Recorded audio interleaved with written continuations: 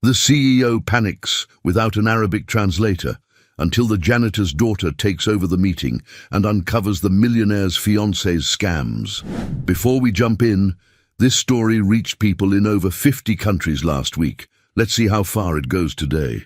The December wind cut through downtown Chicago like a knife, carrying with it the bitter promise of the worst winter in decades. Marcus Wellington pulled his cashmere coat tighter as he stepped out of his black Mercedes, the warmth of the heated seats already a distant memory. At 52, he had built an empire worth $3 billion. But tonight, all that money couldn't warm the ice that had settled in his chest 3 years ago. "Mr. Wellington, the reservation is confirmed for 7:30, James Fletcher, his assistant, said as he closed the car door behind them. "The board members are already inside." Marcus nodded absently, his steel-grey eyes scanning the sidewalk ahead.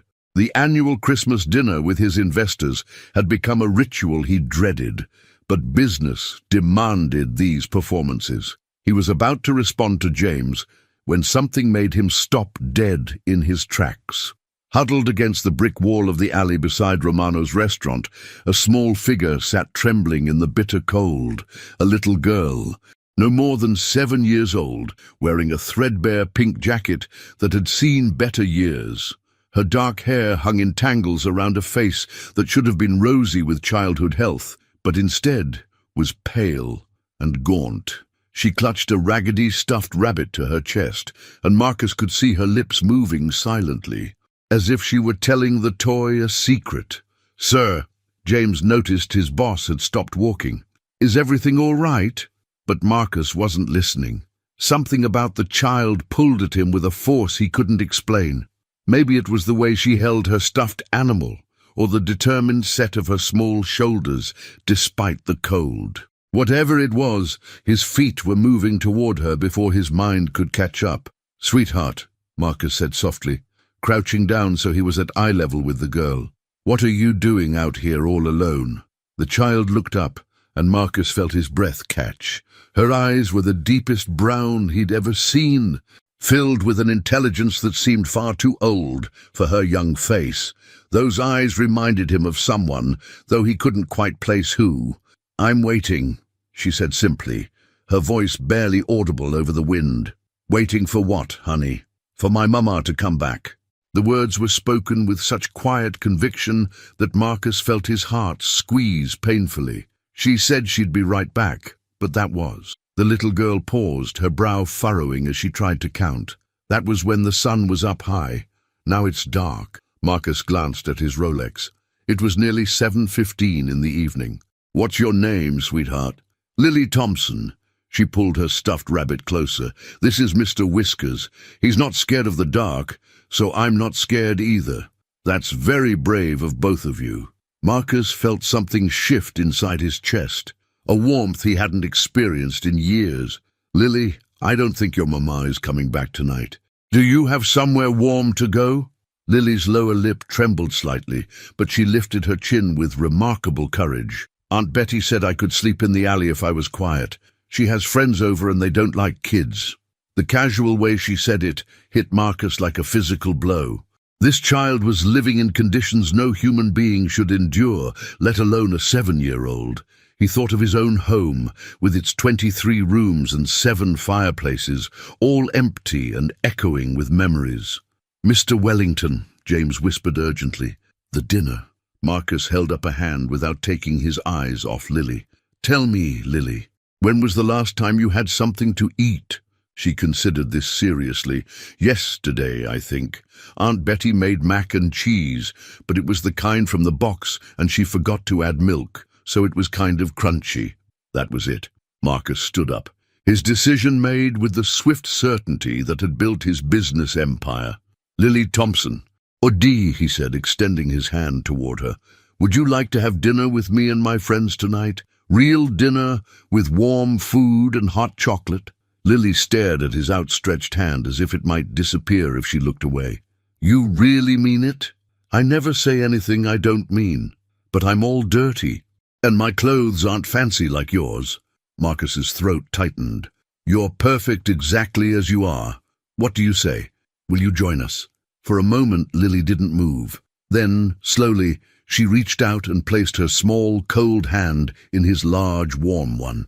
The moment their skin touched, Marcus felt something he thought was lost forever, a sense of purpose that had nothing to do with quarterly profits or market shares. "Okay," Lily whispered, "but can Mr. Whiskers come too?"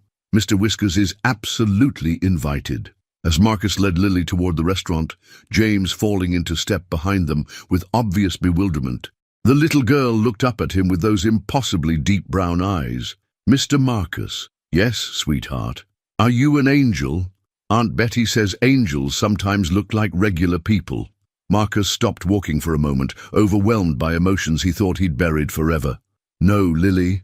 I'm just a man who needed to meet a very brave little girl tonight." What Marcus couldn't know, as they walked through the golden light spilling from Romano's windows, was that this single act of kindness would unravel secrets buried for years, threaten everything he thought he knew about his past, and ultimately lead to a choice that would define the rest of his life. The maitre d' at Romano's had seen many things in his 30 years of service, but a billionaire CEO walking in with a homeless child was definitely a first. The warm air of Romano's restaurant enveloped them like a velvet blanket as Marcus guided Lily through the mahogany doors.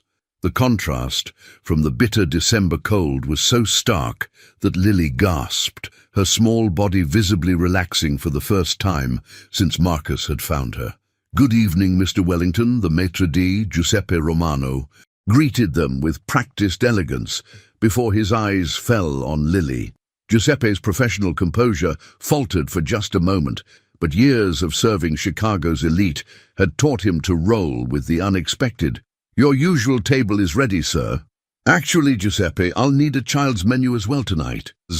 Marcus's hand rested protectively on Lily's shoulder, "and perhaps a warm cup of hot chocolate to start." "Of course, sir. Right away." As they were led toward the private dining room where Marcus's business dinner was scheduled, Lily's eyes grew wide with wonder.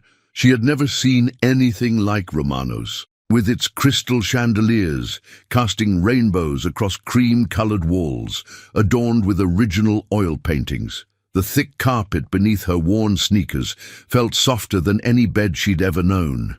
"It's like a palace," she whispered to Mr. Whiskers, holding her stuffed rabbit so he could see too. The private dining room fell silent as Marcus entered with Lily. 5 of Chicago's most powerful investors sat around a table set with fine china and sterling silver, their faces displaying varying degrees of shock and confusion. These were men who controlled billions in assets, who could buy and sell companies on a whim, and they were utterly unprepared for this moment. "Gentlemen," Marcus said calmly, pulling out a chair for Lily right beside his own seat at the head of the table. "I'd like you to meet Miss Lily Thompson. She'll be joining us for dinner tonight." Robert Ashford, a stern man in his 60s who controlled half the real estate in downtown Chicago, was the first to find his voice. "Marcus, what exactly is going on here?" "We're having dinner, Robert. Just as planned." Marcus's tone carried that unmistakable edge that had made him one of the youngest billionaires in America. "Lily, these are my business associates. Gentlemen, Lily is my guest, and I expect her to be treated with the same respect you'd show any other dinner companion." Lily climbed onto her chair, which was so large her feet dangled several inches from the floor. She placed Mr. Whiskers carefully on the table beside her plate, arranging his small paws just so. "Hello," she said politely, her voice small but clear. "Thank you for letting me eat with you. I promise I'll use my best manners." The simple grace of her words hit the room like a thunderbolt. These men, accustomed to corporate warfare and ruthless negotiations, found themselves face to face with pure, unguarded innocence. William Chen, Marcus's longtime friend, and the closest thing he had to a confidant, leaned forward slightly. "It's very nice to meet you, Lily. That's a beautiful rabbit you have there." Lily's face lit up with the first genuine smile Marcus had seen from her. "His name is Mr. Whiskers. He's been my best friend for a really long time. My mama gave him to me when I was little, not just little like I am now." The waiter appeared with a steaming cup of hot chocolate, topped with whipped cream and a cherry, setting it carefully in front of Lily. Her eyes went wide with disbelief. "Is that really for me?" she asked Marcus, her voice filled with wonder. "All yours, sweetheart." Lily wrapped her small hands around the warm mug and took a tiny, careful sip. The expression of pure bliss that crossed her face was something none of the men at that table would ever forget. It was as if she were tasting happiness itself for the first time. "It's the best thing I ever had in my whole life," she announced solemnly, then took another reverent sip. As the evening progressed, something magical happened in that dining room. The initial shock and discomfort of the businessmen began to melt away, replaced by something none of them had felt in years: genuine human connection. Lily's innocent questions about their work, about her amazement at the multiple courses that kept arriving, and her careful attention to her table manners touched something deep in these hardened corporate warriors. "Mr. William," Lily said during the main course, having carefully cut her chicken into tiny, manageable pieces, "do you have little girls at home?" William's expression softened. "I do, Lily. 2 daughters, but they're grown up now. They're both doctors." "That's really important work," Lily said seriously. "When I grow up, I want to help people too. Maybe I could be a teacher or work at the place where they give food to hungry people." The room fell quiet. Here was a child who had nothing, who had been abandoned and neglected, and her greatest dream was to help others. Marcus watched it all unfold with growing amazement. He had brought Lily here on pure instinct, driven by an inexplicable need to protect her. But as the evening wore on, he realized she was the one changing everyone else. Her presence had transformed a sterile business dinner into something real and meaningful. "Lily," Robert Ashford said quietly, his gruff voice gentler than anyone had ever heard it, "tell me about your family." Lily's small hand found Marcus's larger one under the table. "Well, my mama had to go away for a while, but she's coming back. And I live with Aunt Betty, but she's not really my aunt. She just lets me stay there sometimes." Her voice dropped to a whisper. "I don't think she likes me very much." The men exchanged glances over her head, each one thinking the same thing. This child was essentially alone in the world. "But," Lily continued, her voice brightening as she looked up at Marcus, "I think maybe Mr. Marcus might be my guardian angel. Aunt Betty always said that when you really need help, sometimes angels come disguised as regular people." Marcus felt his throat tighten. 3 years ago, he had lost everything that mattered to him. He had convinced himself that he was beyond redemption, that his heart had frozen solid in his chest. But this little girl, with her unwavering faith and boundless capacity for hope, was melting that ice, one smile at a time. As dessert was served, a chocolate mousse that made Lily gasp with delight, Marcus made a decision that would change both their lives forever. But he had no idea that in a few short hours, a phone call would reveal a truth so shocking it would shake the very foundation of everything he thought he knew about his past, and about the little girl who had wandered into his life on the coldest night of the year. The grandfather clock in Romano's lobby chimed 10:30 as the dinner finally wound down. Lily had fallen asleep in her chair, her small head resting against Marcus's arm. Mr. Whiskers clutched protectively in her arms. The sight of the exhausted child touched something primal in every man at that table. "Marcus," William Chen said quietly, so as not to wake Lily, "what's your plan here? You can't just take a child home without proper procedures." Marcus looked down at Lily's peaceful face, noting the dark circles under her eyes and the way she instinctively curled toward him for warmth and protection. "I know exactly what I'm doing, William. For the first time in 3 years, I know exactly what I'm doing." Robert Ashford, who had been unusually quiet since Lily's comment about helping hungry people, cleared his throat. "That Aunt Betty she mentioned, someone needs to check on that situation. A child living in an alley." He trailed off, his own memories of growing up in poverty clearly surfacing. "Already handled," Marcus said, pulling out his phone. "James made some calls during dinner. Betty Morrison isn't Lily's legal guardian. She's just been letting the child stay there sporadically. Lily's mother, Sarah Thompson, has been missing for 6 weeks. The authorities haven't been notified because there's no one to report it. The men sat in stunned silence. They had just spent 3 hours with a child who had been essentially abandoned, and she had shown more grace and gratitude than most adults they knew. Marcus gently scooped Lily into his arms, careful not to wake her. She stirred slightly, murmuring something about chocolate mousse before settling back into sleep. "Gentlemen, we'll continue our discussion about the Morrison project tomorrow. Tonight, I have more important matters to attend to." As Marcus carried Lily toward the exit, James appeared with a concerned expression. "Sir, we have a problem. Mrs. Morrison, Lily's Aunt Betty, she's gone. Neighbors say she packed up and left about an hour ago. Apparently, she owed money to some dangerous people." Marcus felt his jaw clench. "So she just abandoned Lily completely." "It appears so, sir, but there's more." James lowered his voice. "I had our private investigator do a preliminary background check on Sarah Thompson, Lily's mother.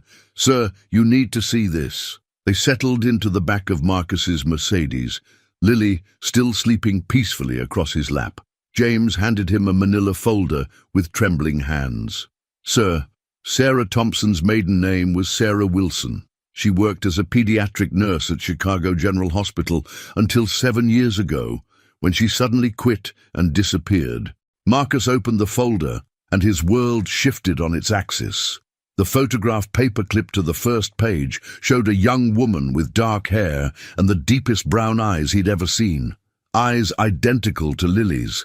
But it wasn't just the resemblance that made his breath catch. He knew this woman. "Dear God," Marcus whispered, his hands shaking as he stared at the photo.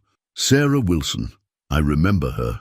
8 years ago, Marcus had been in a near-fatal car accident.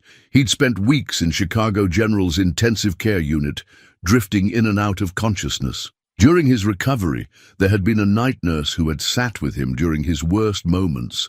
When the pain medications weren't enough and the nightmares from the accident consumed him, Sarah Wilson had been more than a nurse. She had been his lifeline. Her gentle voice had talked him through panic attacks. Her steady presence had kept him grounded when he thought he was losing his mind.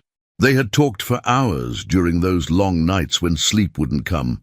And then, when he was well enough to leave the hospital, he had tried to find her to thank her properly. But she had quit just days before his discharge, leaving no forwarding address. "James," Marcus said, his voice barely controlled, "what else does the report say?" "Drill. Sarah Thompson gave birth to a daughter 8 years ago. The father is listed as unknown on the birth certificate." Marcus did the math quickly. Lily was 7 years old. Sarah had quit her job 7 years ago. The timing was... "Sir, there's more." I took the liberty of having the investigator dig deeper into Miss Thompson's disappearance. It wasn't random. 3 men were seen forcing her into a car 6 weeks ago. Street cameras caught part of the license plate, but the investigation stalled because no one reported her missing. Lily stirred in Marcus's arms, her small hand reaching up to touch his face. "Mr. Marcus," she whispered sleepily, "are we going home?" Home. The word hit him like a physical blow. When was the last time his house had felt like a home? When was the last time anyone had waited for him there? "Yes, sweetheart, we're going home." But even as he said the words, Marcus's mind was racing. The brown eyes, the timing, Sarah's sudden disappearance from the hospital right after Lily's birth. It couldn't be a coincidence, could it? "James, I need you to contact Dr. Harrison at Chicago General immediately. I don't care what time it is. I need to know everything about Sarah Wilson's employment there 8 years ago. Sir, it's nearly 11 o'clock. Now, James." As they pulled into the circular drive of Marcus's Lakeshore Drive mansion, Lily woke fully and pressed her face to the window. "Is this really where you live?" she asked in wonder. "It is, and tonight it's where you live too." But as Marcus carried Lily up the steps to his front door, he couldn't shake the feeling that he was about to uncover a truth that would change everything. The little girl in his arms might be more than just a homeless child he'd rescued from the cold. She might be the daughter he never knew he had. The thought should have terrified him. Instead, for the first time in 3 years, Marcus Wellington felt something he'd thought was lost forever: hope. As they stepped into the warmth of his home, neither of them could have imagined that in just 12 hours, a DNA test would confirm Marcus's growing suspicions, and a desperate phone call would reveal that Lily's mother was still alive and in terrible danger. The clock on the mantelpiece chimed 11 times. As Marcus carried his possible daughter toward a future neither of them could have imagined that morning.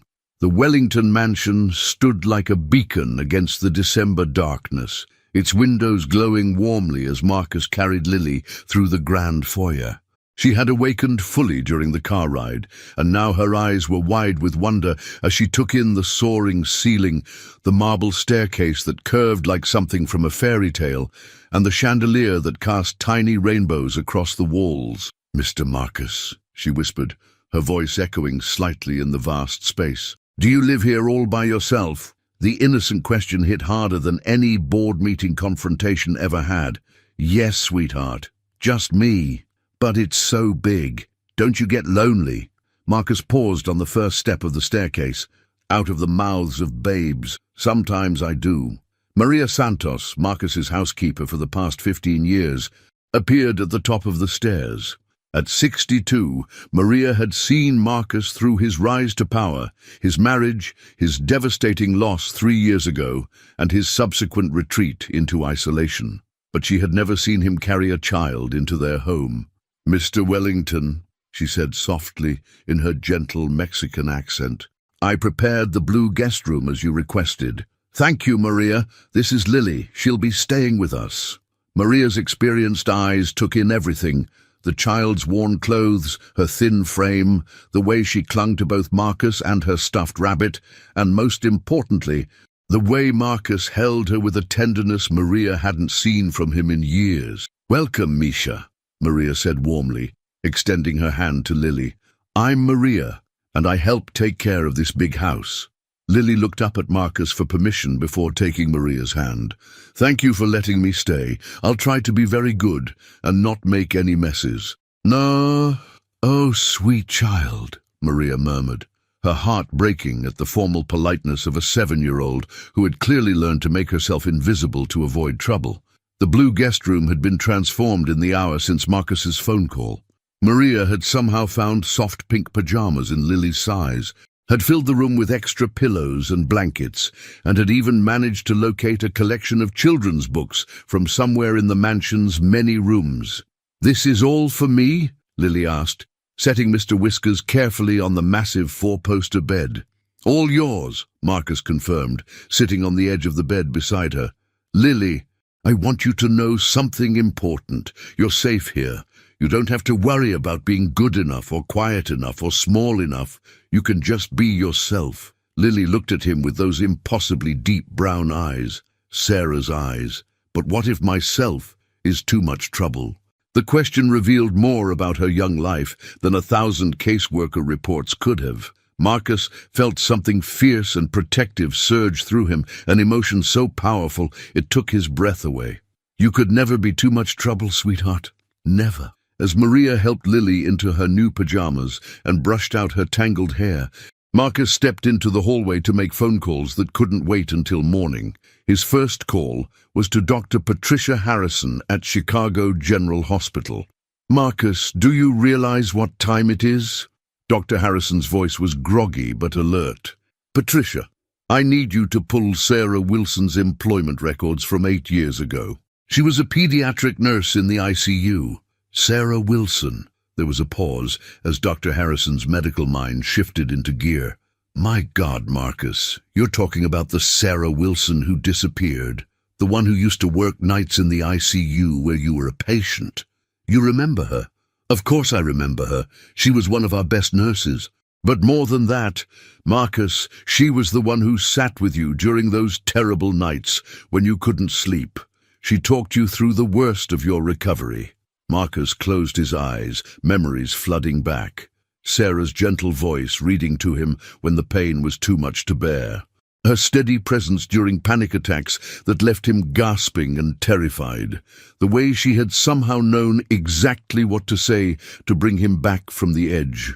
"Patricia, I need to ask you something, and I need you to be completely honest. Is there any chance? Could Sarah have been pregnant when she left?" And the silence on the other end of the line stretched so long that Marcus thought the call had dropped. "Patricia, Marcus, she came to see me just before she quit. She was scared, confused. She said she had made a mistake but couldn't tell me what it was. And yes, now that you mention it, she did seem different, emotional in a way that wasn't like her." Marcus felt his world shift again. "I need you to do something for me. I need a discrete DNA test, and I need the results by tomorrow afternoon." "Marcus, what aren't you telling me?" "I found her daughter tonight, a 7-year-old girl named Lily, living in an alley because her mother disappeared 6 weeks ago." Another long silence. "Bring her in tomorrow morning. I'll handle it personally." Marcus's second call was to his security chief, David Mitchell. "David, I need round-the-clock protection on my home, starting immediately, and I need you to expand the search for Sarah Thompson. She didn't leave voluntarily. She was taken." "Understood, sir. How much should I tell the men about the situation?" "Everything. This isn't just about business anymore." When Marcus returned to Lily's room, he found her sitting up in the enormous bed, looking tiny against the mountain of pillows. She had changed into the pink pajamas, and with her hair brushed and her face clean, the resemblance to Sarah was even more striking. "Mr. Marcus," she said softly, "can I ask you something?" "Anything, sweetheart. Do you think my mama is okay? Sometimes I have bad dreams that she's scared and needs help." Marcus sat on the edge of the bed and took her small hand in his. "I think your mama loves you very much, and I think she would do anything to get back to you, and I want you to know that I'm going to do everything in my power to find her." "Promise?" "I promise." As Lily settled down to sleep, clutching Mr. Whiskers close, she looked up at Marcus with complete trust. "I'm glad I met you tonight. I think maybe you needed a friend as much as I did." Marcus felt tears prick his eyes. "I think you're absolutely right." He was about to turn off the light when Lily spoke again, her voice already thick with sleep. "Mr. Marcus, when I was really little, my mama used to tell me stories about my daddy. She said he was brave and kind, and that he would love me very much if he could find me. Do you think he's still looking for me?" Marcus's breath caught in his throat. "I think any father would be lucky to have a daughter like you, Lily. Sweet dreams." As he closed the door softly behind him, Marcus realized that tomorrow's DNA test might just confirm what his heart already knew, and if it did, he would move heaven and earth to find Sarah and bring their family together. But first, he had to prepare for the possibility that he was about to become a father to a 7-year-old girl who had already stolen his heart completely. To 5, Marcus barely slept that night. He spent hours in his study, staring at Sarah's photograph and trying to piece together memories from 8 years ago. Every detail seemed crucial now. Every conversation, every moment of connection, every reason she might have had for disappearing so completely. At 6 in the morning, he found himself standing outside Lily's door, listening to her peaceful breathing. He had checked on her 3 times during the night, unable to shake the protective instinct that had taken hold of him so completely. The sound of small feet padding down the hallway made him turn. Lily emerged from her room, still in her pink pajamas, clutching Mr. Whiskers and looking slightly lost in the vastness of the mansion. "Good morning, sweetheart," Marcus said softly. "How did you sleep?" "Really good," Lily said, then paused. "Mr. Marcus, is it okay if I ask where the bathroom is? I didn't want to open any wrong doors." The careful politeness of her request broke his heart all over again. "Of course. Come on, I'll show you." As they walked down the hallway, Lily looked up at the family portraits lining the walls. Marcus had avoided this hallway for 3 years, but seeing it through Lily's eyes made him notice things he'd forgotten. "Who are all these people?" she asked, stopping in front of a large portrait of a young couple with a small boy. "That's my family from a long time ago," Marcus said, his voice carefully controlled. "My parents and me when I was about your age." Where are they now? They died when I was grown up, but I still miss them sometimes. Lily nodded solemnly. I miss my mama too, but I pretend she's watching me from wherever she is, so I don't feel so alone. Marcus felt his throat tighten. That's a very smart way to think about it. They continued past more portraits until they reached one that made Marcus stop abruptly. It was a family photo taken just 4 years ago. Marcus, with his wife Elizabeth, and their 3-year-old son David. They looked impossibly happy, completely unaware that within a year, a drunk driver would take both Elizabeth and David away forever. They look really happy, Lily said quietly, studying the photo. Is that your family too? Marcus struggled to find his voice. Yes, that was my family. What happened to them? The simple, direct question deserved an honest answer. They went to heaven 3 years ago. There was an accident. Lily reached up and took his hand, her small fingers warm and comforting.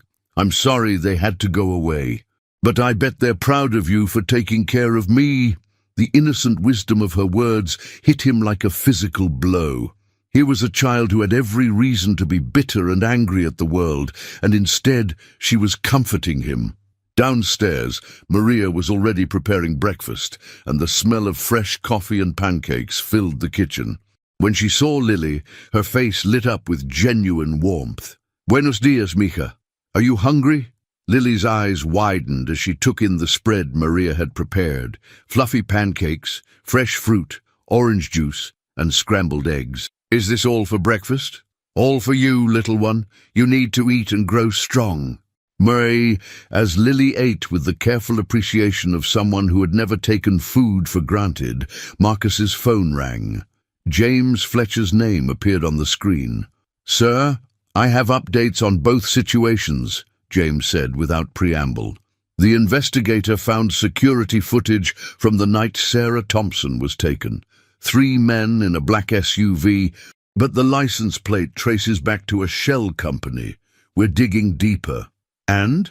There's more, sir. I spoke with neighbors in Sarah's building. She had been receiving threatening phone calls for weeks before she disappeared. Something about money owed by someone named Tommy Morrison.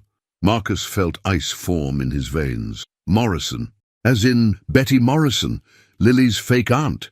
It appears so, sir. Tommy Morrison was Betty's boyfriend. He borrowed money from some very dangerous people and disappeared. They thought Sarah might know where he was or where the money was hidden. Marcus watched Lily carefully cutting her pancakes into perfect squares, humming softly to herself, completely unaware that her mother might have been taken because of someone else's mistakes. Keep digging, James, and double the security detail. If these people are still looking for Tommy Morrison, they might come looking for Lily. After breakfast, Marcus explained to Lily that they needed to visit the hospital for a quick checkup. She accepted this with the same quiet compliance she showed toward everything, and an hour later they were sitting in Dr. Harrison's office. Lily, I'm going to take a tiny bit of your blood just to make sure you're healthy, Dr. Harrison explained gently. It won't hurt much. And then Mr. Marcus is going to take you somewhere fun while we wait for the results. Will it help find my mama? Lily asked, rolling up her sleeve. Marcus and Dr. Harrison exchanged glances. It might help us understand some important things, Marcus said carefully. The blood draw was quick, and Lily was brave throughout, only wincing slightly when the needle went in. Dr. Harrison promised to call with results by late afternoon. Where would you like to go while we wait? Marcus asked as they left the hospital. Lily thought seriously about this. Could we go to the library? I love books, but I haven't been able to read any new ones in a really long time. And the simplicity of her request touched him deeply. Here was a child who could have asked for toys or games or any number of expensive things, and she wanted books. The Chicago Public Library was nearly empty on a Thursday morning, and Lily's reaction to the children's section was pure magic. She ran her fingers along the spines of books with reverence, her eyes shining with possibilities. I can really pick any ones I want, she asked. As many as you can carry. For the next 2 hours, Marcus watched Lily lose herself in story after story. She read to him about brave princesses and talking animals, her voice growing more confident with each page. When she wasn't reading, she was carefully selecting books to take home, considering each choice with the gravity of someone making life-altering decisions. It was during this peaceful interlude that Marcus's phone rang with the call that would change everything. "Marcus, Doctor." Harrison's voice was tight with emotion. "The results are in. You need to sit down." "Just tell me, Patricia." "She's your daughter, Marcus. Lily is definitely your biological daughter." Marcus felt the world shift around him as he watched Lily sitting cross-legged on the library carpet, completely absorbed in a book about a little girl finding her way home. His daughter, the child he never knew existed, was his own flesh and blood. "There's more," Dr. Harrison continued. "I ran the blood work for other reasons too. Marcus, this child has been malnourished for months. Her vitamin levels are dangerously low, and there are signs of chronic stress that no 7-year-old should have. She's been through hell, and somehow she's still the sweetest child I've ever met." Marcus watched Lily turn a page, her small face serious with concentration, and felt something fundamental shift in his chest. This wasn't just about rescuing a homeless child anymore. This was about protecting his daughter, finding her mother, and somehow building the family he'd thought was lost forever. "Daddy!" Lily called out suddenly, and Marcus's heart stopped. But then he realized she was reading from her book, practicing the word as she sounded out the story. Soon, he thought, looking at the child who had unknowingly called him by the title he'd thought he'd never hear again.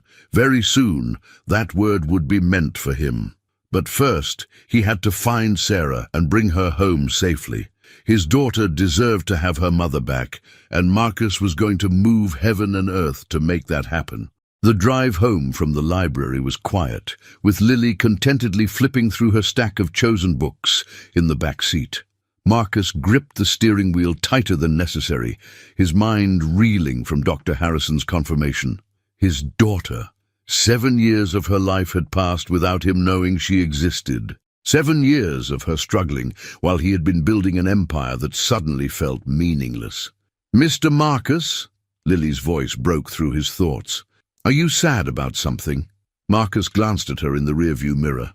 Even at 7 years old, she was incredibly perceptive. "I'm not sad, sweetheart. I'm just thinking about some very important things. Sometimes when I think too hard, my head hurts. Mama used to say that feelings are too big for thinking, and sometimes you just have to let them be big." The wisdom in her words hit him like a physical blow. Sarah had taught her that. Sarah, who was somewhere out there, possibly hurt, definitely scared, not knowing that their daughter was safe. Back at the mansion, Marcus found James waiting in his study with a thick folder and a grim expression. "Sir, we have a breakthrough, but it's not good news." Lily had settled in the living room with Maria, who was teaching her to braid friendship bracelets. The domestic scene was so normal, so right, that Marcus had to force himself to focus on James's words. "Tommy Morrison is dead," James said bluntly. "Found in the Chicago River 3 weeks ago. The men who took Sarah don't know that yet." Marcus felt his blood run cold, which means they're still holding her, waiting for information she doesn't have about money that no longer exists. "Where is she, James?" "We tracked the shell company to a warehouse district on the south side. David Mitchell's team is already conducting surveillance. But, sir, these aren't amateur thugs. Victor Kozlov's organization doesn't leave loose ends." Marcus had heard of Kozlov, a man who controlled much of Chicago's underground lending operations with an iron fist and no conscience. The fact that Sarah had become entangled in his web through no fault of her own made Marcus's protective instincts surge with dangerous intensity. "I want a rescue plan in place by tonight, sir. With respect, this requires law enforcement. We can't just—" "We can, and we will." Marcus's voice carried the steel that had built his empire. "That's my daughter in there, James, and her mother. I don't care what it costs or what it takes." James paused mid-sentence, staring at his boss. "Your daughter, sir." The DNA results came back. "Lily is mine." For a moment, James was speechless. Then his expression shifted to something Marcus had rarely seen from his efficient assistant: pure emotion. "My God, sir, she's been alone all this time and you never knew. Which is why we're going to fix this tonight." A burst of laughter from the living room drew both men's attention. Through the doorway, they could see Lily showing Maria her finished friendship bracelet, a simple thing made of pink and blue threads that she had woven with intense concentration. "Mr. Marcus!" Lily called out when she spotted him. "Look what I made! Maria taught me how, and she said I could make one for my mama when she comes home." Marcus walked over and knelt beside her chair. The bracelet was slightly uneven, the work of 7-year-old fingers, but it was the most beautiful thing he'd ever seen. "It's perfect, sweetheart. Do you really think so? I want it to be special for her. I want to give her something nice when I see her again." Looking into her trusting brown eyes, Marcus made a decision that went against every careful instinct he'd developed over the years. This child deserved to know the truth, or at least part of it. "Lily, I need to tell you something very important. Can you sit with me for a minute?" She nodded solemnly, clutching her bracelet. "You know how you've been staying with me and how I've been taking care of you?" "Yes, you're the nicest person I ever met." Marcus felt his throat tighten. "Well, it turns out there's a very special reason why we found each other. Lily, I'm your daddy." For a long moment, Lily stared at him without speaking. Her small face went through a series of expressions: confusion, hope, disbelief, and finally a joy so pure it took Marcus's breath away. "You're my daddy? My real daddy?"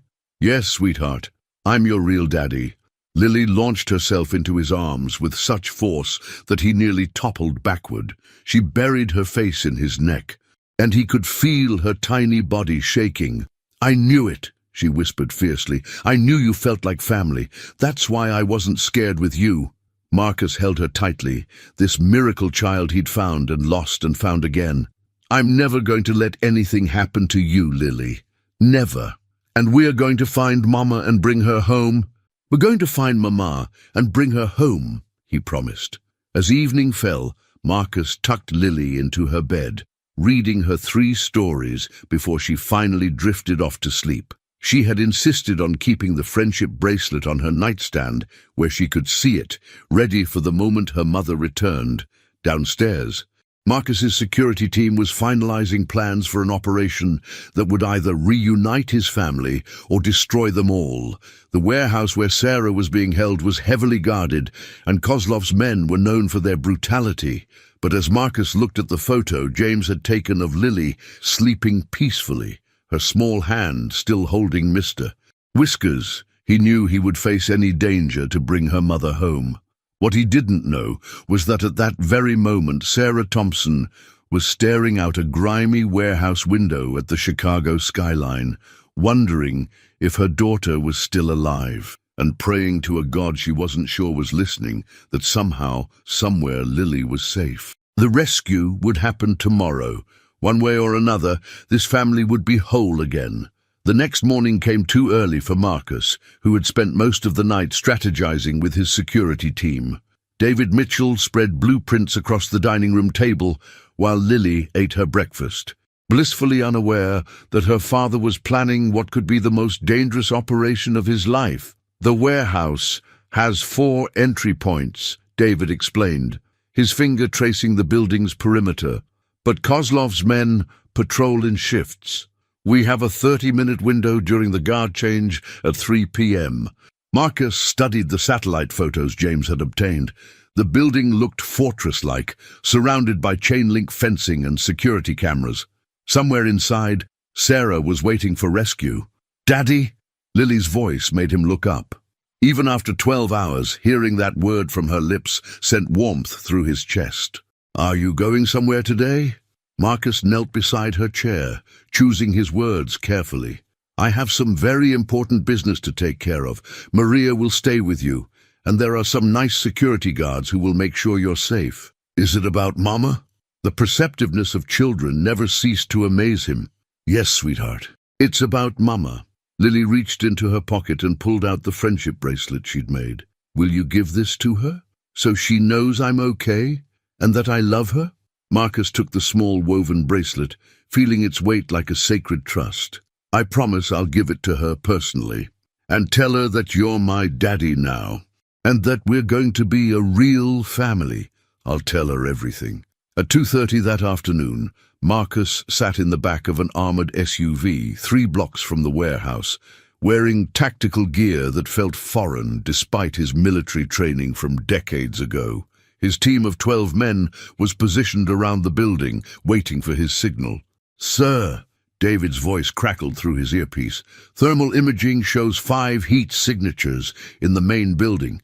One appears to be restrained in the northeast corner." Sarah. Marcus felt his pulse quicken. After 8 years, he was about to see the woman who had saved his life and given him the greatest gift he'd ever received. "Remember," he told his team, "we go in quiet, we extract the target, and we leave no trace. These men have no idea who they're dealing with." The guard change happened exactly as predicted. Marcus and 4 men slipped through a side entrance, while the rest of his team created diversions around the perimeter. The warehouse smelled of motor oil and decay, filled with shadows that could hide a dozen threats. They moved like ghosts through the labyrinthine interior until they reached the room where Sarah was being held. Marcus's breath caught when he saw her through a grimy window. She was thinner than he remembered, her dark hair shorter, but those eyes, Lily's eyes, were unmistakable. She sat in a chair, her hands bound, staring at the wall with the same quiet strength that had gotten her through years of caring for sick children. 2 guards flanked the door. Marcus's team took them down silently, professionally.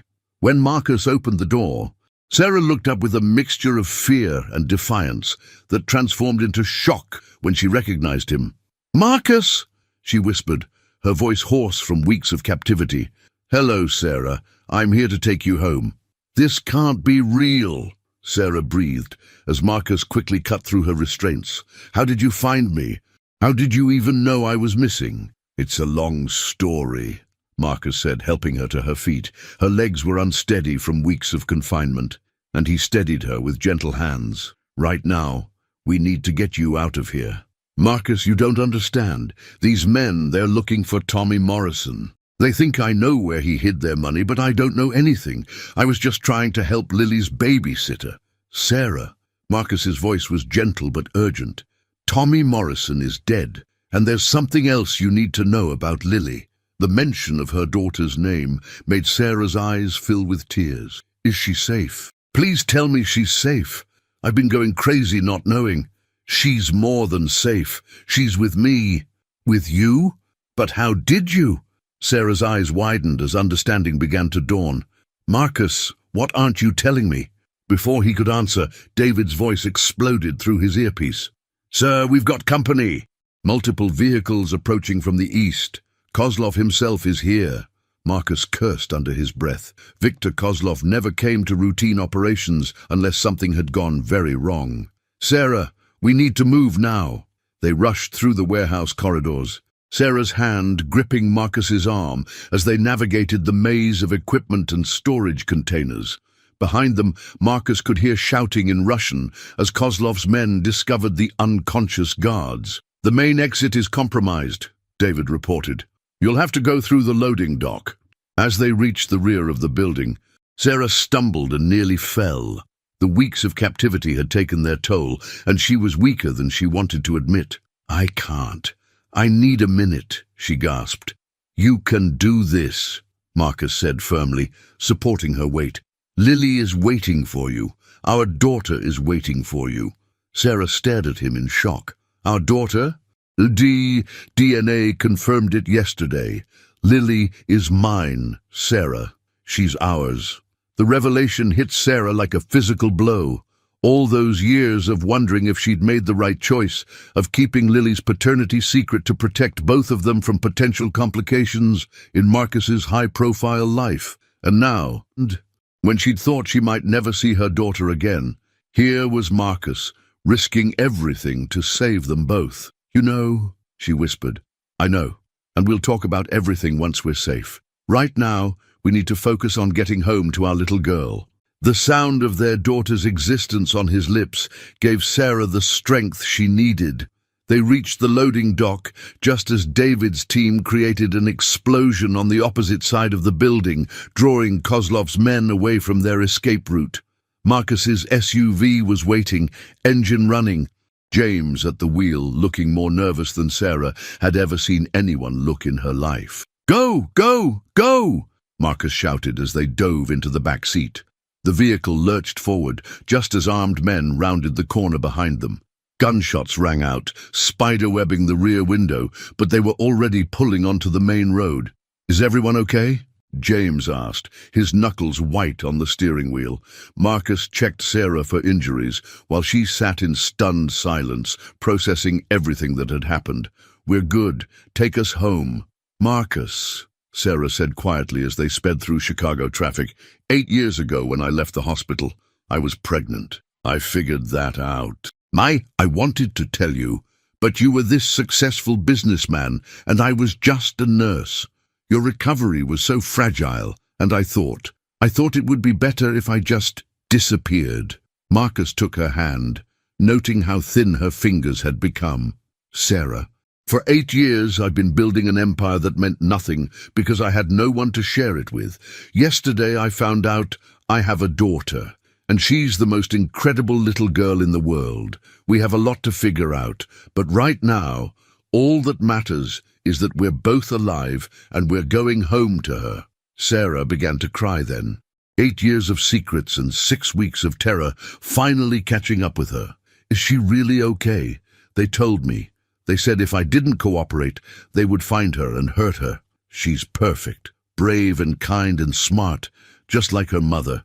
She made you a friendship bracelet." Marcus pulled the small woven band from his pocket. "She wanted me to give you this and tell you that she loves you." Sarah clutched the bracelet to her chest, overwhelmed by emotion. "I want to see her. I need to see her right now." 5 more minutes, Marcus promised. 5 more minutes, and you'll be home." The Wellington mansion had never felt more like home than it did at that moment when Marcus's SUV pulled into the circular drive. Through the front windows, they could see Lily's small figure pressed against the glass, Maria's protective hand on her shoulder. "Mama!" Lily's voice carried across the distance as she burst through the front door, Maria hurrying behind her. Sarah stumbled getting out of the vehicle, her legs still weak, but nothing could have stopped her from running toward her daughter. They collided in the middle of the driveway, both of them crying and laughing, and holding each other as if they might disappear if they let go. "I missed you so much, baby girl," Sarah sobbed, running her hands through Lily's hair, touching her face, assuring herself that her daughter was real and whole and safe. "I knew you'd come back, Mama. I knew it. And guess what? I found Daddy. His name is Marcus, and he's really nice, and he has a big house, and Maria makes the best pancakes, and he read me stories, and he promised me we'd find you." Sarah looked up at Marcus over Lily's head, seeing him properly for the first time since the hospital 8 years ago. He was older, more distinguished, but his eyes held the same kindness that had comforted her during his recovery. Now those eyes were filled with wonder as he watched his daughter reunite with her mother. "Mama, look!" Lily held up her wrist, showing off a new bracelet Maria had helped her make. "I made one for you, too, and Daddy brought it to you, didn't you, Daddy?" Sarah smiled through her tears at how naturally Lily used the word Daddy, as if she'd been waiting her whole life to have someone to call by that name. "I have it right here," Sarah said, slipping the friendship bracelet onto her wrist. "It's the most beautiful thing I've ever seen." That evening, after Sarah had showered and eaten her first real meal in weeks, the 3 of them sat in the living room like the family they were meant to be. Lily was curled up between her parents on the massive sofa, reading them a story from one of her library books. And the little bear found his way home to his family, and they lived happily ever after. Lily concluded, closing the book with satisfaction. "That's my favorite kind of story." "Mine too," Sarah said softly, stroking her daughter's hair. Marcus watched his wife and daughter, because that's what Sarah was, he realized, whether they'd made it official or not, and felt a completeness he'd never experienced before. Even during his first marriage, he'd never felt this sense of rightness, of being exactly where he belonged. "Lily, sweetheart, would you go ask Maria for some hot chocolate for your mama? She needs to get her strength back." "Okay, Daddy." Lily kissed both her parents and skipped out of the room, leaving Marcus and Sarah alone for the first time in 8 years. "She's incredible," Sarah said, her voice full of amazement. "In 6 weeks away from her, she's grown up so much. The way she talks about you, the way she trusts you completely. Marcus, she loves you. I love her too. More than I thought it was possible to love anyone." Sarah studied his face in the firelight. "What happened to you after the hospital? I mean, I know you became successful, but there's something else. Something sad in your eyes." Marcus was quiet for a long moment. "I was married for 5 years. Elizabeth and I had a son, David. 3 years ago, they were killed by a drunk driver."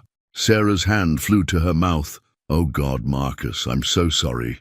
I thought my life was over. I thought I'd never feel anything again.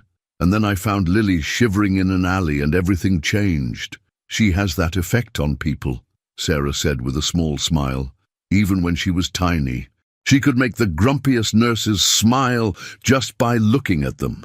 Sarah, I need to ask you something, and I need you to be completely honest." She nodded, steeling herself.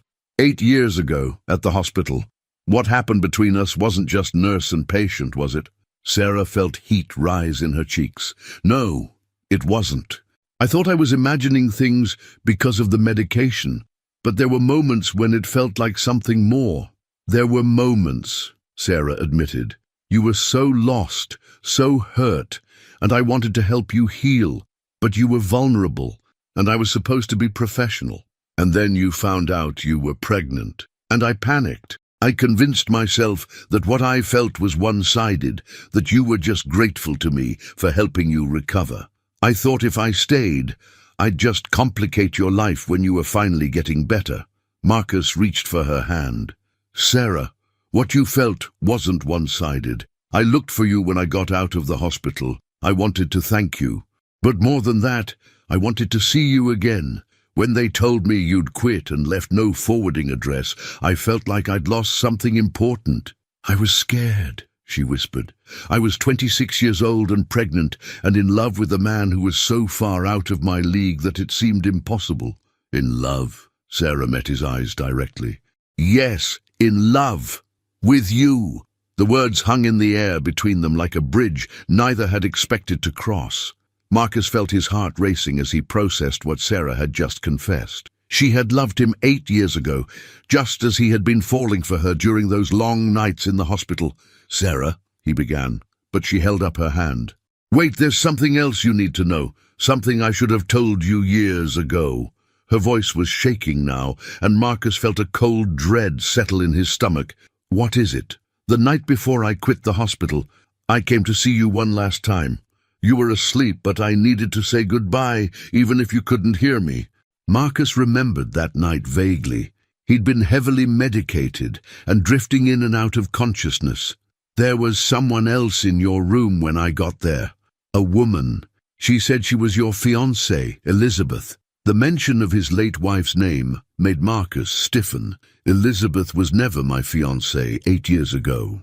We didn't even meet until 6 years ago." Sarah's face went pale. "Marcus, she knew things about you, personal things. She told me you were going to propose to her as soon as you recovered, that she was just waiting for the right moment to announce your engagement publicly." "That's impossible. Elizabeth and I didn't meet until 2018. At a charity function. We were married in 2019. She showed me a ring," Sarah continued, her voice barely above a whisper. "A huge diamond. She said you bought it before the accident and that she was keeping it safe until you were well enough for the proposal." Marcus felt the world tilting around him. What did this woman look like? Blonde. About 30, very elegant. She was wearing expensive clothes and she seemed possessive. "She told me that you had been together for 2 years before the accident and that my little crush was inappropriate and unprofessional." Dear God! Marcus stood up abruptly, pacing to the window. "Sarah, the woman you met wasn't Elizabeth.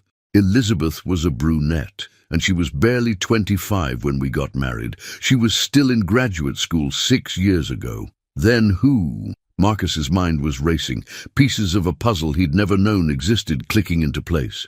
I need to make a phone call. He stepped into his study and dialed Dr. Harrison's number, his hands shaking slightly. Patricia, I need you to think back 8 years ago. Was there a blonde woman who came to visit me regularly during my recovery? Someone who claimed to be my fiancée? There was a long pause. Marcus, you're going to think this is strange, but I've been meaning to talk to you about that time. There were some irregularities in your chart. Medications that were ordered but not by your attending physician. What kind of medications? Memory suppressants. Drugs that were designed to help trauma patients forget painful experiences, but they can also affect memory formation in general. Someone was giving you doses that weren't medically necessary.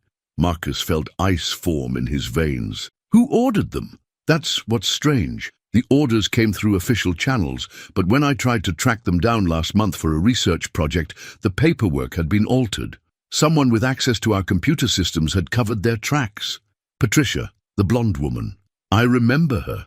She was very convincing, very authoritative. She had medical knowledge, knew how to talk to staff. We all assumed she was who she said she was. Marcus ended the call and returned to the living room, where Sarah was waiting with growing concern. Marcus, you look like you've seen a ghost. Sarah, I think someone deliberately sabotaged our relationship 8 years ago. Someone who wanted to make sure you disappeared from my life permanently. But why? Who would do something like that? Before Marcus could answer, Lily came running back into the room, followed by Maria carrying a tray of hot chocolate. Mama, Maria says we can make cookies tomorrow if you're feeling better, Lily announced, climbing back onto the sofa. Marcus and Sarah exchanged glances over their daughter's head. Whatever conspiracy had kept them apart for 8 years, whoever had manipulated their lives with such calculated cruelty, it would have to wait.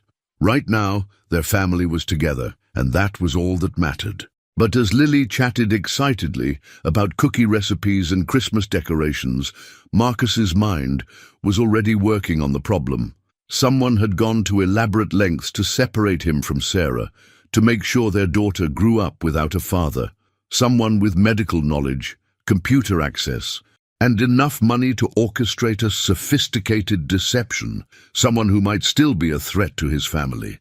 The revelation would have to wait until tomorrow. Tonight was for healing, for reconnecting, for being the family they should have been all along. But tomorrow, Marcus Wellington was going to find out who had stolen 8 years from them.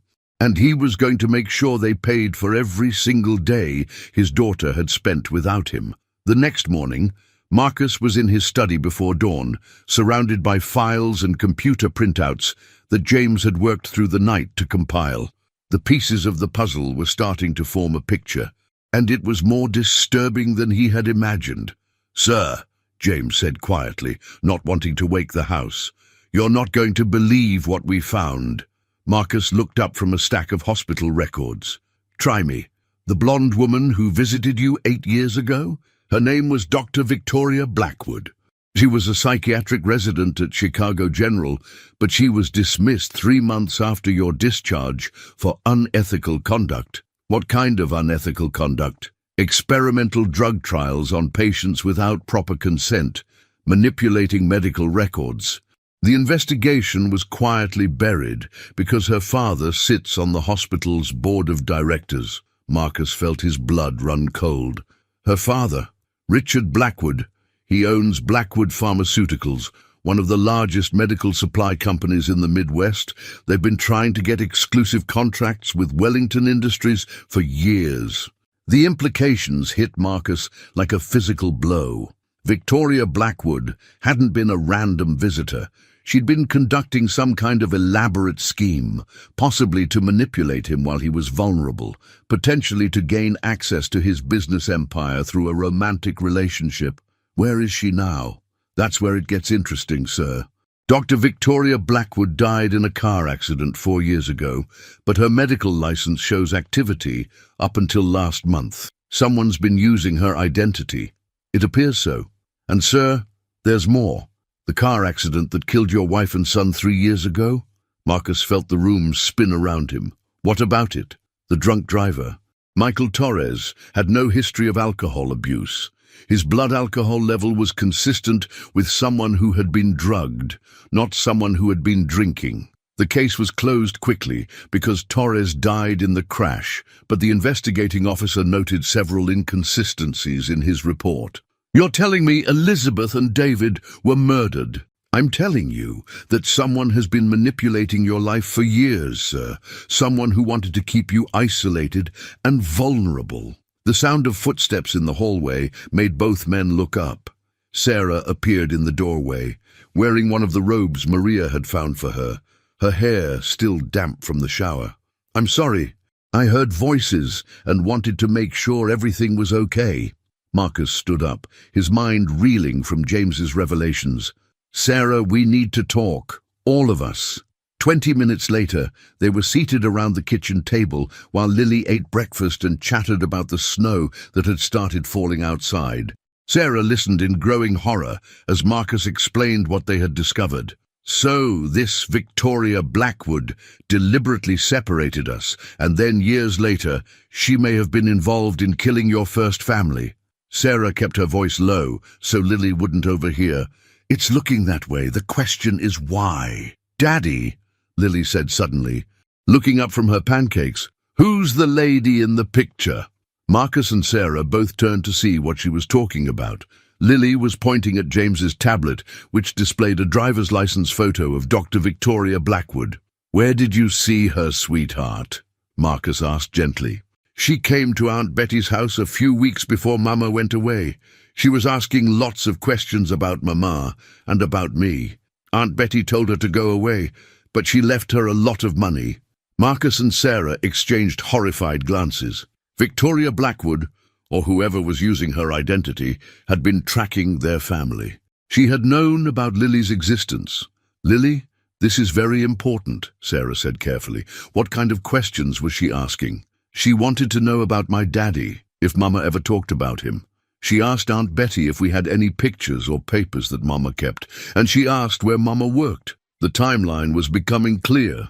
Someone had been systematically gathering information about Sarah and Lily, and 6 weeks later, Sarah had been kidnapped. It wasn't a random crime related to Tommy Morrison's debts. It had been a targeted attack designed to separate Lily from her mother. Sir, James said quietly, if Dr.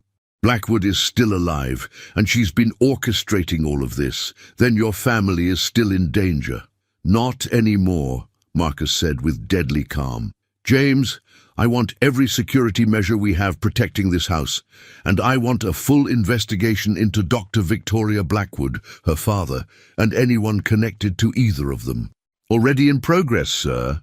Good. Because whoever this woman is, whatever she wants from us, she made one critical mistake. What's that, sir? Marcus looked at his daughter, who was now making shapes in her syrup while humming contentedly, completely unaware that she was the center of a conspiracy that had torn her family apart for years. She underestimated how far I'll go to protect my family. As if sensing the tension in the room, Lily looked up and smiled at both her parents. Are we going to decorate the Christmas tree today? It's only 2 weeks until Christmas, and I've never had a real Christmas tree before. Marcus and Sarah both felt their hearts break a little at that innocent statement. How many Christmases had their daughter spent without the family she deserved? We're going to have the most beautiful Christmas tree you've ever seen, Marcus promised her. And they would. But first, he was going to make sure that whoever had stolen 8 years from their family would never threaten them again. 1 week later, the Wellington mansion was transformed into a Christmas wonderland. Lily had insisted on decorating every room, and Marcus had discovered that saying no to his daughter was virtually impossible. The 12-foot tree in the living room sparkled with thousands of lights and ornaments that Lily had carefully selected from the best shops in Chicago. Daddy, do you think Santa knows I live here now? Lily asked, as she hung a small angel ornament on a low branch. I think Santa always knows where good little girls live, Marcus replied, lifting her up so she could reach a higher spot. Sarah watched from the sofa, finally looking healthy and rested after a week of safety and good food. The friendship bracelet Lily had made still adorned her wrist, and she had refused to take it off even to shower. "Marcus," she said quietly, while Lily was distracted with the ornaments. "Any word from James about the investigation?" "Victoria Blackwood, the real one, died 4 years ago, just as we suspected. But someone has been using her credentials and her father's resources to orchestrate everything that happened to us." "Who?" Before Marcus could answer, James appeared in the doorway with a grim expression. "Sir, we have our answer." Marcus handed Lily another ornament and stepped aside with James and Sarah. "The person who's been manipulating your life, sir, is someone you know, someone who had access to your personal information, your schedule, your vulnerabilities." "Who, James?" "Dr. Patricia Harrison." The revelation hit Marcus like a physical blow. Dr. Harrison had been his doctor 8 years ago, had performed Lily's DNA test, had access to all his medical records and personal information. "That's impossible. Patricia has been my friend for years." "Sir, Dr. Harrison has been in love with you since your first stay in the hospital. She's been systematically eliminating anyone who might compete for your affections. She recruited Victoria Blackwood to help her 8 years ago, and when Victoria got cold feet and tried to back out, Patricia arranged her accident." Sarah felt sick. "She manipulated me into leaving, made me think Marcus was engaged to someone else. And then she wormed her way into his life over the years, positioning herself as his trusted doctor and friend. When he married Elizabeth, Dr. Harrison couldn't handle it. She arranged the car accident that killed his wife and son." Marcus felt rage building in his chest, unlike anything he'd ever experienced. "Patricia killed my family?" "No, she was counting on you staying isolated and damaged, dependent on her for support. When you started to heal and move on, she got desperate. The attack on Sarah was her attempt to eliminate the last threat to her fantasy of having you to herself." "Where is she now?" "That's the problem, sir. She's missing. Her house is empty. Her office is cleared out and there's no trace of her anywhere." "Daddy?" Lily's voice cut through the tension. "Why does everyone look so sad? It's Christmas." Marcus forced a smile and returned to his daughter. "We're not sad, sweetheart. We're just talking about grown-up things." "Well, grown-ups think too much. Come help me put the star on top of the tree." As Marcus lifted Lily high above his head so she could place the golden star at the very top of the Christmas tree, he made a silent vow. Dr. Patricia Harrison could run to the ends of the earth, but she would never hurt his family again. He had the resources to find her, and when he did, justice would be served. But that was tomorrow's concern. Tonight was about celebrating their first Christmas as a complete family. "Perfect!" Lily exclaimed as the star settled into place. "Now it's really Christmas." Sarah joined them by the tree, and for the first time in 8 years, Marcus felt complete. His daughter was safe. The woman he loved was by his side, and they had the rest of their lives to make up for the time they'd lost. "I love you both so much," Sarah whispered, tears in her eyes. "I love you too, Mama. And I love you, Daddy. This is the best Christmas ever." Marcus gathered his wife and daughter in his arms, looking up at the star Lily had placed with such care. 8 years ago, a conspiracy had torn them apart, but love had brought them back together, and nothing would ever separate them again. Outside, snow continued to fall on Chicago, blanketing the city in pristine white. Inside the Wellington mansion, a family that had been broken was finally whole, ready to face whatever the future might bring. Together. The little girl, who had been shivering in an alley just 2 weeks ago, was now safe in her father's arms, surrounded by love and warmth and the promise of all the Christmases to come. Sometimes, Marcus thought as he held his precious family close, miracles really do happen, and sometimes they come disguised as a 7-year-old girl with her mother's eyes and a heart big enough to heal a broken man's soul. Their story was just beginning.